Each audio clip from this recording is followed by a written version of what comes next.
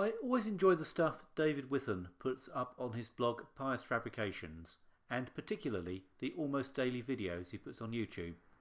They are well put together and thought-provoking, and it's good to hear a point of view that is really quite a long way from my own.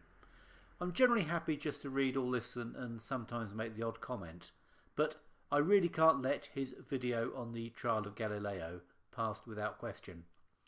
It isn't that I think he is wrong as such. It is certainly factually correct in as far as it goes. He says that the Trial of Galileo by the Pope in 1632 is often depicted in an overblown and rather caricaturish way. Well, that is true enough. It is also often depicted as an encounter between an almighty Catholic Church oppressing a poor defenceless scientist who just wanted to get on with his work. Again, this is a great oversimplification.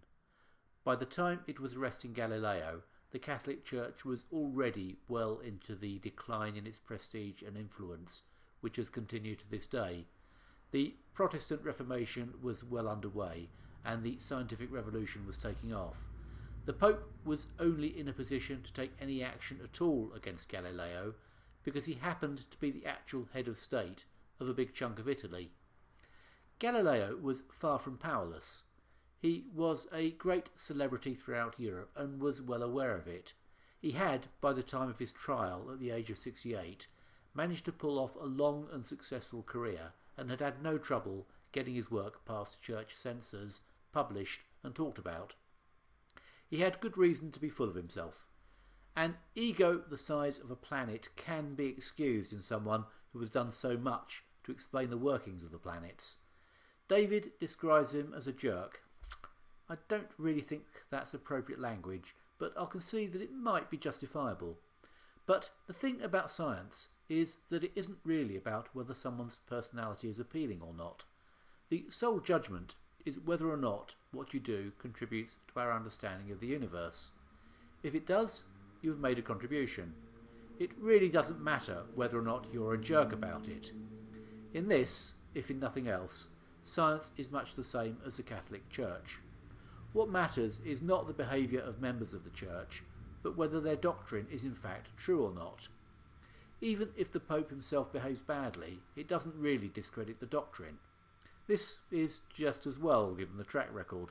Over the years, particular popes have been accused of simony, nepotism, kidnap, mutilation, sodomy. I know we don't regard this as a crime anymore, but I think it's fair to say the Catholic Church was not in the forefront of that particular bit of social progress, and rape, murder and piracy. Now, it's true that the Pope involved in the Galileo trial, Urban II, was one of the more liberal popes, and that by the standards of the objections to Catholic behaviour, simply demanding editorial input into a scientific publication is a pretty minor one. But that doesn't mean that the trial was a trivial matter. It clearly was an attempt by the Church to control science. It doesn't hugely matter that the model of the universe the Church was defending was derived not from Scripture but from the pre-Christian Greeks. The Bible is pretty vague on cosmology, so you can easily reconcile Christianity with scientific advances. The trial wasn't an exercise in fundamentalism, it was an exercise in corporatism. The Church wanted to control what was happening because that is how big organisations operate. And like all big organisations, it wasn't always tremendously consistent. You can find some people acting one way, like the censor who allowed Galileo's work to be published, and you can find people acting in the opposite way, like the cardinal who sacked the censor when he found out what he had done. Galileo knew what he was up against. He had been able to work around restrictions in the past, much like a maverick manager in a big company nowadays. By the time of his trial, Galileo was old and maybe wasn't up to date with the latest politics. He probably didn't realise that he was putting himself in danger by entering the Pope's direct jurisdiction. But whatever, the huge PR disaster the Church brought on itself was well deserved, even if it is sometimes over-egged. It may not have been the tyrannical event it is sometimes portrayed as, and it may not have been a battle to defend a specifically Christian worldview. But what right did the Church have to try Galileo in the first place? That it ever did so is shameful. Galileo was found guilty and forced to recant. Although he was not actually tortured, he was shown the instruments that could have been used. He was not executed, but he was imprisoned. No apology has ever been made for his treatment, but I would infer that the men involved realised the huge self-inflicted blow they had just given to their cause's credibility. The fact that the Catholic Church later accepted evolution so quickly and without any fuss shows how it should have been done, and speaks in trumpets that, whatever they may say, the lesson has been well learned.